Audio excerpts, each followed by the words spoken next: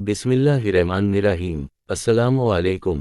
क्या आप जानते हैं दुनिया में सबसे ज्यादा कॉफी कहाँ पी जाती है?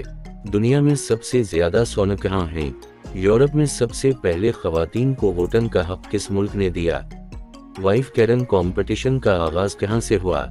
और दुनिया में सबसे ज्यादा खुश लोग किस मुल्क के हैं?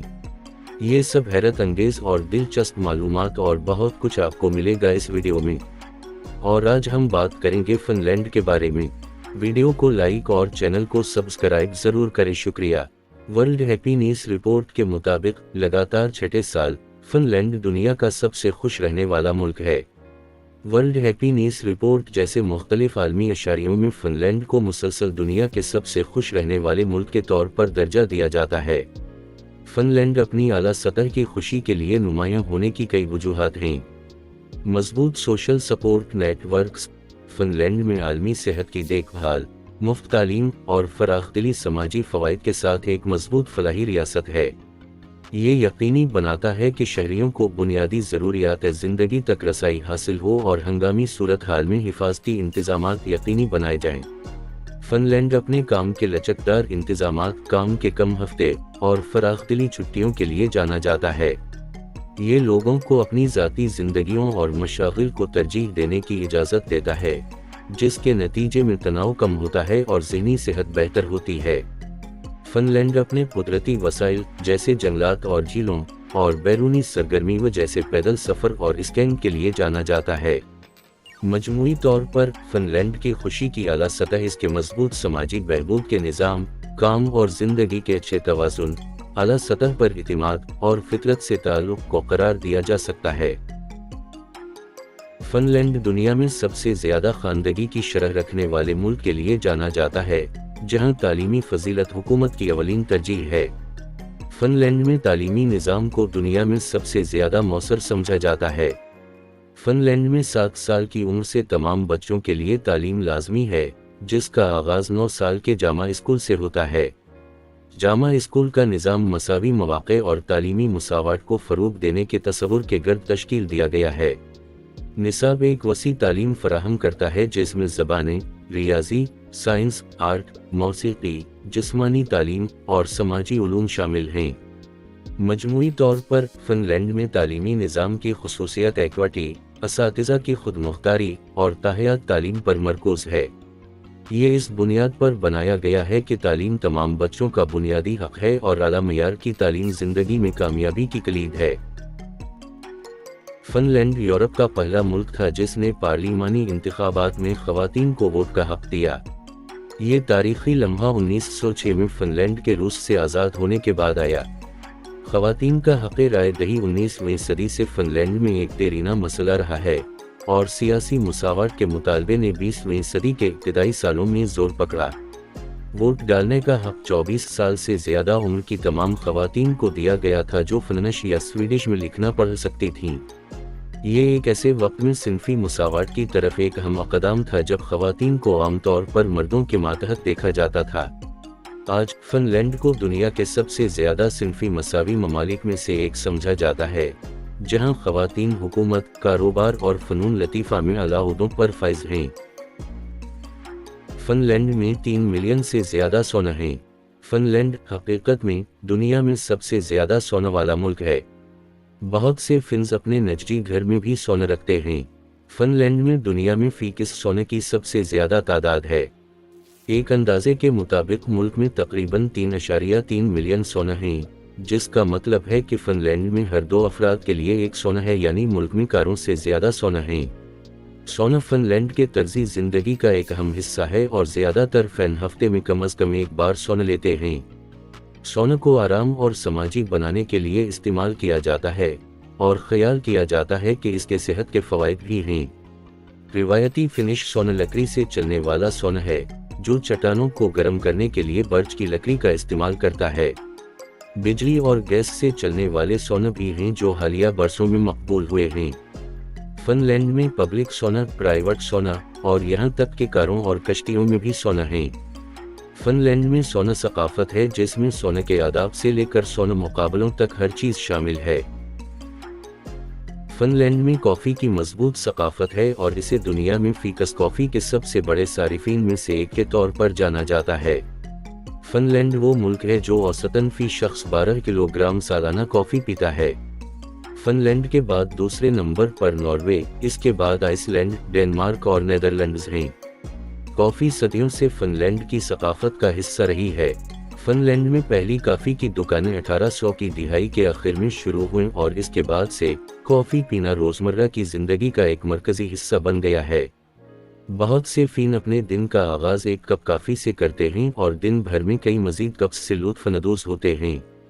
फिनिश कॉफ़ी आमतौर पर ड्रिप के तरीक़ाकार से तैयार की जाती है, जिसमें बारीक पीस की गई कॉफ़ी की फलियां गर्म पानी में आहिस्ता आहिस्ता पकाई जाती हैं और इसे अक्सर सियाह पेश किया जाता है, लेकिन कुछ फिन्स दूध या करीम का एक डैश शामिल करने को तरजीह देते हैं। कॉफ़ी को अक्सर पेस्ट्री के साथ भी पेश किया जाता है। नोकिया एक फिनिश मल्टी नेशनल कॉरपोरेशन है जो 12 मई 1865 को सिंगल पेपर मिल ऑपरेशन के तौर पर कायम की गई थी। 19वीं सदी के दौरान कंपनी ने कई मुख्तलिफ मसनूआत में शाखें बनाते हुए तोसी की। 1967 में नोकिया कॉरपोरेशन का क़याम अमल में आया और आहिस्ता आहिस्ता रबर, इलेक्ट्रॉनिक्स और टेली कम्युनिकेशन समेत मुख्तलिफ सनतों में तरक्की की। वक्त गुजरने के साथ नोकिया दुनिया के सबसे बड़े टेली कम्युनिकेशन आलात और मोबाइल फ़ोन बनाने वाली कंपनियों में से एक बन गया। कई सालों से नोकिया को फिनलैंड की जिद्दत और कामयाबी की अलामत समझा जाता था। टेली कम्युनिकेशन के शुबे में कंपनी के उरूज ने फिनलैंड की मईशत को फ़रोग़ देने और इसकी बैन-अल-अक़वामी शनाख्त को बढ़ाने में अहम किरदार अदा किया। नोकिया अपनी तहक़ीक़ और तरक्की के लिए भी जाना जाता था, जिसने फिनलैंड को तकनीकी जिद्दत के मरकज़ के तौर पर कायम करने में मदद की। सेंटा क्लॉज का ताल्लुक़ लेपलैंड में फिनलैंड के पुरस्कार कोरवातुनटुरी से है, लेकिन आप साल के किसी भी दिन सेंटा के सरकारी आबाई शहर रोवानिमी में इससे मिल सकते हैं। सेंटा क्लॉज एक अफसानवी शख्सियत है जो क्रिसमस के मौका पर दुनिया भर के बच्चों को तोहफ़े देने के लिए जाना जाता है। अगरचे सांता क्लॉज की असलियत कुछ मुबहम है, लेकिन बहुत से लोगों का ख्याल है कि वो सेंट निकोलस की तारीखी शख्सियत पर मबनी है, जो 4वीं सदी के ईसाई बिशप थे जो अपनी सखावत और तोहफा देने के लिए जाने जाते थे। दरहकीकत बहुत से लोगों का ख्याल है कि सांता क्लॉज फिनलैंड के शहर रोवानिमी में रहता है, जो आर्कटिक सर्कल के जुनूब में सिर्फ चंद किलोमीटर के फासले पर वाक़ है। ये शहर सांता क्लॉज विलेज का घर है, जो एक मशहूर सयाहती मकाम है जो दुनिया भर से सयाहों को अपनी तरफ मुतवज्जे करता है। सेंटा क्लॉज विलेज एक जादुई जगह है जहां ज़ायरीन ज़ाती तौर पर सेंटा क्लॉज से मिल सकते हैं, कुतबी हिरन के जरिए खींची गई सुलीग में सवारी ले सकते हैं और यहाँ तक कि आर्कटिक सर्कल को भी अबूर कर सकते हैं। गांव में एक डाकखाना भी है जहां बच्चे सेंटा क्लॉज को खत भेज सकते हैं, साथ ही सयाहों के लिए दुकानें और रेस्टोरेंट्स भी हैं। फिनलैंड में उन कारोबारी आफात और काम की जगह की गलतियों को हर साल अक्टूबर 13 को फेलियर डे के साथ मनाया जाता है। फिनलैंड ने 2010 में नेशनल फेलियर डे मनाया। ये फिनलैंड के लोगों को अपनी गलतियों से सीखने और इन्हें दोहराने की इजाज़त देता है। ये हर साल अक्टूबर 13 को मनाया जाता है। नाकामी का आलमी दिन फिनलैंड की ऑल्टो यूनिवर्सिटी के तलबा की एक पहल के तौर पर शुरू हुआ। कौमी नाकामी का दिन कोई सरकारी कौमी तातील नहीं है, बल्कि फिनलैंड की हुकूमत की तरफ से शुरू की गई एक पहल है ताकि कारोबार, इख्तिराआत और ख़तरा मोल लेने की हौसला अफजाई की जा सके। ये दिन अक्टूबर 13 को मनाया जाता है और इसका मकसद नाकामी के बारे में लोगों के रवैयों को तब्दील करना है, नाकामी के खौफ से तवज्जो हटाकर उसे सीखने के अमल के फितरी हिस्से के तौर पर कबूल करना है। कौमी नाकामी के दिन के पीछे ख्याल ये है कि कामयाबी अक्सर गलतियों और माजी की नाकामियों से सीखने से आती है। नाकामियों का जश्न मनाकर अफराद और कारोबार अपनी गलतियों से सीख सकते हैं और मुस्तक़बिल में अपनी कामयाबी के इम्कानात को बेहतर बना सकते हैं। नेशनल स्लीपी हेड डे एक मुनफरिद और तफरीही रिवायत है जो हर साल फिनलैंड में मनाई जाती है। ये दिन जुलाई 27 को मनाया जाता है। ये वो दिन है जब फिनलैंड की रिवायत का ख्याल है कि साथ सोने वाले जागे। National sleepy head day season के सालाना मोड़ को मनाने का एक तफरीही तरीका है। तकरीबात का आगाज सुबह सोयरे होता है, जहां घर के सबसे बड़े बंदे से तवक्को की जाती है कि वो सबसे छोटे शख्स को अपने सर पर पानी से भरा बर्तन रखकर और इन्हें जगाने के लिए एक रिवायती गाना गाकर जगाएगा। ये इस बात का इशारा करने के लिए किया जाता है कि नौजवान एक सोता हुआ सर है जिसे जागने की जरूरत है। घर के सबसे छोटे फर्द के बेदार होने के बाद उसे बिस्तर पर नाश्ता पेश करना एक आम रिवायत है, जो आमतौर पर पेस्ट्री जैसी मीठी चीज पर मुश्तमिल होती है। फिनलैंड में नेशनल स्लीपी हेड डे की एक और खास बात नेशनल स्लीपी हेड चैंपियनशिप है, जहां लोग ये देखने के लिए मुकाबला करते हैं कि कौन ज्यादा देर तक सो सकता है। जो शख्स सबसे ज्यादा देर तक सोता है वो मुकाबला जीत जाता है। मजमूई तौर पर national sleepy head day Finland में एक परलतिफ और दिलचस्प रिवायत है, जो मौसम की तब्दीली का जश्न मनाती है और लोगों को आराम करने और खानदान और दोस्तों के साथ वक्त गुजारने के लिए कुछ वक्त निकालने की तरगीब देती है। दुनिया का सबसे बड़ा बर्फानी किला एक मुतासिर कुन और मुनफरिद ढांचा है जो मुकम्मल तौर पर बर्फ से बना है।